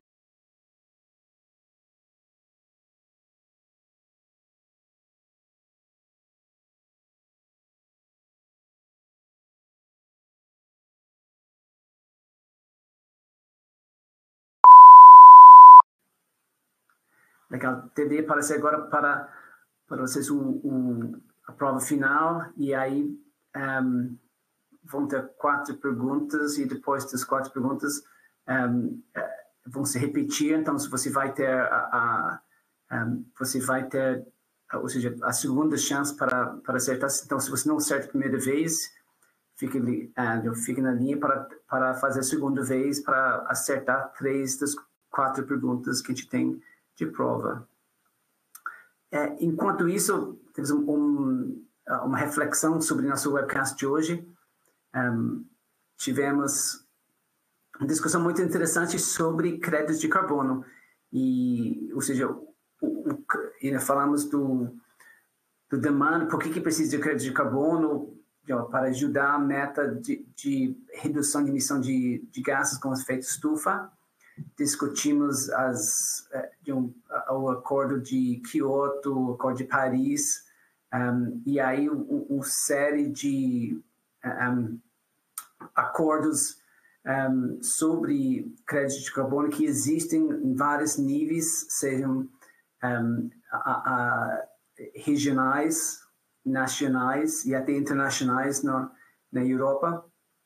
O Brasil não tem uma regulamentação sobre crédito de carbono no mercado nacional e nem faz parte de um acordo internacional e, portanto, está no mercado voluntário. E a gente viu que o tamanho do mercado voluntário é muito pequeno quando comparado com o mercado regulado. Então, talvez o que se espera acontecer é que o Brasil sai do mercado voluntário para o mercado nacional regulado para aí fazer parte do mercado internacional. E dado o tamanho do setor agronegócio no Brasil, que existe a expectativa que o Brasil seja uma exportadora de crédito de carbono. Porém, conforme a gente discutiu, depende das regras do jogo que estão por ser definidas. E a negociação não é uma negociação fácil. Acho que foi citado uma seção do Acordo de Paris, são 6 do Acordo de Paris, para sejam definidos a forma de negociação. Isso vai ser crítico em termos da nossa posição dentro do mercado de crédito de carbono. E aí a gente viu a expectativa, dado a expectativa do mercado regulamentado, e aí que a expectativa que o valor desses créditos de carbono aumenta na medida que o tempo vai passando, porque vai ficar cada vez mais difícil para as empresas atenderem suas metas de redução de emissões, porque na medida que eles chegam perto do net zero, cada vez mais perto do net zero, aí o nível de esforço de reduzir acaba sendo maior. E aí discutimos do ponto de vista contábil, dado talvez os vários, do ponto de vista a prática não existe uma norma, talvez devido a essa complexidade que existe no próprio mercado. Ou seja, existe empresas geradoras, traders, compradores, existe o mercado regulado, voluntário, e aí dentro do regulado tem várias regras, tipo, cada mercado regulamentado poderia ter suas próprias regras, e aí existe vários tipos de créditos diferentes. E aí você tem essa questão já que as regras são diferentes, aí depende do valor, ou seja, o valor dentro de um certo tipo de regra pode ser diferente. E aí, além disso, nós discutimos que no Brasil, atualmente, ou seja, a maior demanda vem das empresas que assumem compromissos voluntários de redução de emissões. E aí, aí foi explicado que existe talvez 3 modelos de discussão de valorização desses créditos, e existe um grupo de discussão sobre essa contabilização. Acho que no Brasil existe um grupo de trabalho dentro do IBRACON que está discutindo isso atualmente. Acho que isso que nós discutimos hoje. Gostaria de agradecer todas as perguntas, e a gente recebeu, infelizmente, a gente não conseguiu repassar por todas as perguntas, então só vou agradecer as pessoas que mandaram, e aí aqui na tela tem o contato dos nossos panelistas de hoje. Aí, se quiser, pode entrar diretamente em contato com os panelistas para tirar suas dúvidas. Então, vou agradecer aqui quem fez pergunta, tipo Marcos Maneiro, tem Lézer Fernandes Vieira, Tássio Garcia, Alzira Alice Souza, tem Felipe de Figueiredo Oliveira, Isaías Santos, Felipe de Figueiredo Oliveira, Paulo Roberto Keller de Negreiros, tem Alpio Fernando Pereira Gonçalves, que mais tem? Lucas Rosa, Karen Retesco, tem Vinícius Franco, Valério de Oliveira, Edson Rodrigues Frigo, Juliana Zen Camargo, Leandro de Matos Rodrigues, Thiago Bernardes Martins, Maria Carolina Souza, Leandro Aguilar, Lilian Estrela, Mário Moreira, Fernanda Ramos Pazello, Bruno Mendes Souza, o Diógenes Elui, Sérgio Ribeiro, e aí tem Clóvis Pereira, Roberto Pedersen, e Marlene Rezende, Jucimar Val Nunes. Então, e para todos os outros que mandaram suas perguntas, muito obrigado para todas as perguntas, e aí pode entrar diretamente em contato com nossa equipe para tirar as dúvidas remanescentes. Aí vale comentar que nosso próximo evento vai ser vai ser daqui a 2 semanas, porque semana que vem é feriado. Então, daqui a 2 semanas, que vai ser dia 19 de outubro, isso vai ser... o link já está aberto para inscrições para o evento, então, que vai ser sobre auditoria interna e forensics, no dia 19 de 10 às 9 horas. Esperamos todos vocês no nosso próximo evento.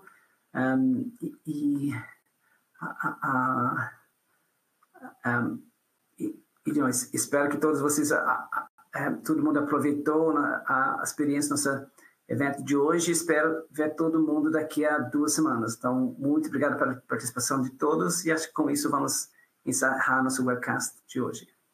Obrigado.